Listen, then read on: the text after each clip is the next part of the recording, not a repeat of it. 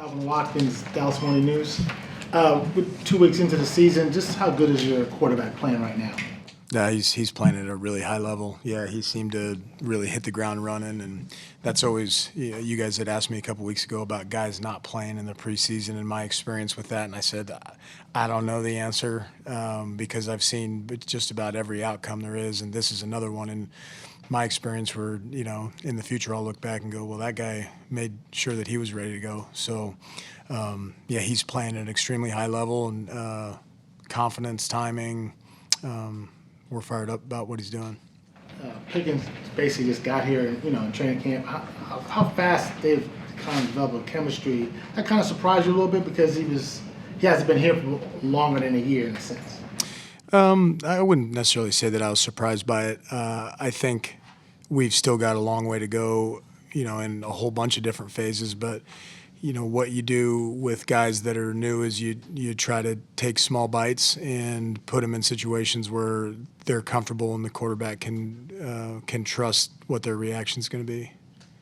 Like Todd Archer with ESPN years ago, Bill Parcells said the best red zone teams run it into the end zone. You guys have 3 or 4 red zone touchdowns. Do you agree with that premise? Is that something that you would agree with? That the best red zone teams are the ones that run it in? Yeah, I mean, I think it's certainly a true sentiment. That doesn't mean that you're not going to be in situations where you have to throw it. Some of it has to do with the DNA of the defense that you're playing against. There are teams that are going to force you to throw it. There are teams that like that's going to be the only option based on what they do. So I think that maybe the best way to say it is that the best red zone offenses have the ability to run it when they need to.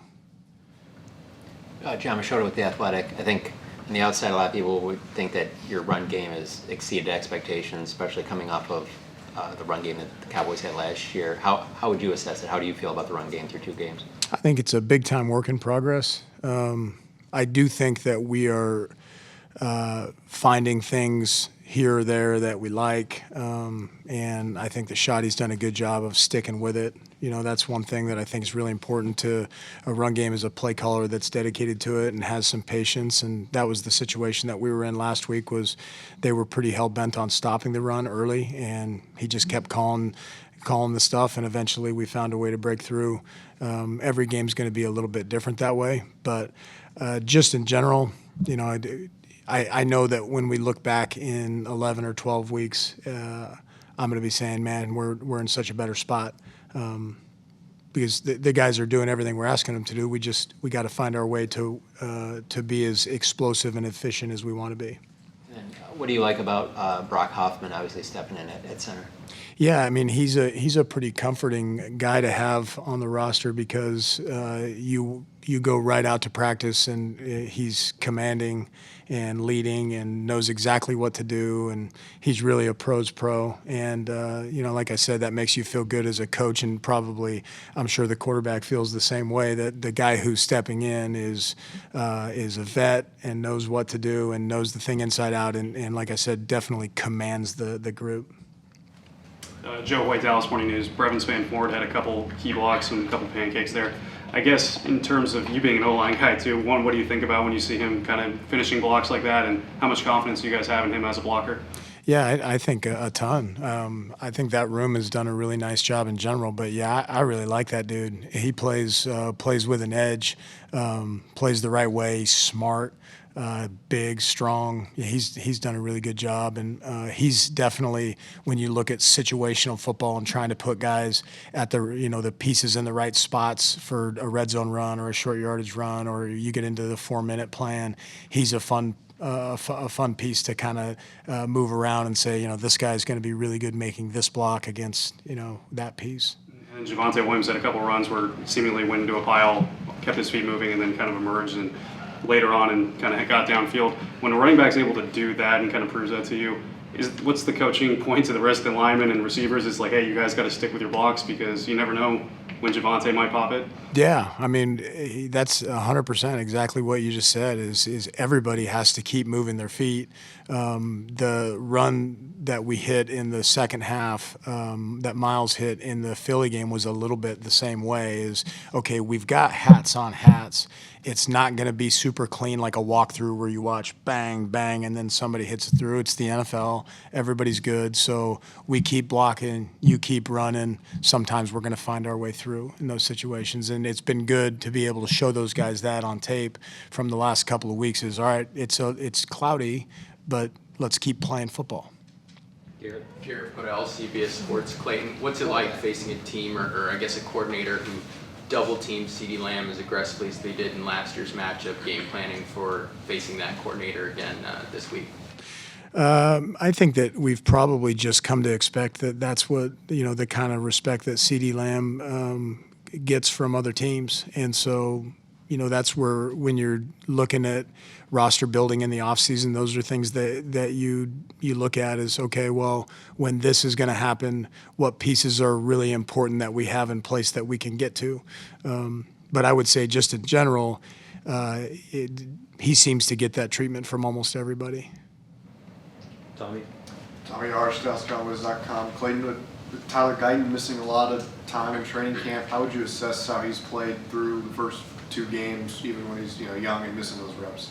Yeah, I think that he and I were just talking about this the other day. I mean, there's been some really good reps, and there's been some reps that he probably wants back, and so we're continuing to try to work on consistency. But I think he's in a really good place mentally, and I think that the training camp part of it for him for sure is where the consistency we need to continue to go, because he's really done a great job of growing, maturing, putting himself in position to be successful. And I think when you evaluate a game, especially with a young guy, when you see really good reps late in the game, when maybe in the middle or in the beginning there were some other reps that weren't good, it's a very encouraging sign, because that means he's working through it and he's battling. And when there's something goes the way that you don't want it to, what you're getting out of is experience rather than disappointment. And so I've been really proud of him in that way. We're going to keep working on getting better. Nick Harris, Forward Star Telegram. Brock Hoffman's play temperament, demeanor, it's obviously high. Was there a moment in OTAs or training camp that he got a little hot and it caught you by surprise or anything similar? Definitely didn't catch me by surprise. He gets upset and he definitely competes. But what I like about his intensity is it's generally about the entire group maybe making mental errors or something like that. So he's got there's a lot of leadership qualities that he has to him, and that's certainly one of them. Is he demands the best out of himself and he demands the best out of his teammates. And does Dak's responsibilities change pre-snap, or is it a pretty seamless transition as far as responsibilities pre-snap? No, I mean, Dak is always in charge of almost everything because that's the type of player that he is. But yeah, just in regards to what we would put on the center, I mean, it would be the same with Brock as it would with anybody else. Patrick. Hey Clayton, Patrick Walker, DallasCowboys.com. Through the first 2 weeks, Devontae Turpin has proven to be a critical part of how you guys run your offense. He's trended in the right direction, but in the event he can't take the field against the Bears, does that force you into a different type of schematic, or do you feel you have the personnel to be able to supplement his absence and not have to abandon his portion of the playbook? Well, that's a good question. I think there are certainly things that only Terp is going to do, but I think that you have to go into a game with a diverse enough plan of things that, okay, well, you know what, instead of getting to this super specific thing that we were going to do for Terp, we're going to try to take advantage of that piece of the defense in X, Y, or Z way. And so, that was one of the things that we talked about last week when he did go down during the game is, all right, we want to be as specific as we possibly can, but we also need to have a plan for using, all 48 of the guys that are up on game day. And then also, when he is available, he does a lot of special things, so you don't want to take that away from him either. We'll finish up with Babe. Babe Lofberg, 105.3 The Fan, Cowboys Radio. Clayton, on the fumbled snap, I'll call it. I don't know how you define it, but Brock has Dexter Lawrence over him. You're trying to sink your weight. Ball can come up short. You played center. Is that something that you specifically work on just the exchange, you personally, do you work with the centers on that? Yeah, I do. Yeah, and last week I was trying my best to look like Dexter Lawrence, but I don't have quite as much size and girth. But yeah, I think you want to try to put those guys in as a realistic a situation as possible. And then one of the things that we were trying to do during drill work and scout team is just have a guy line up off sides.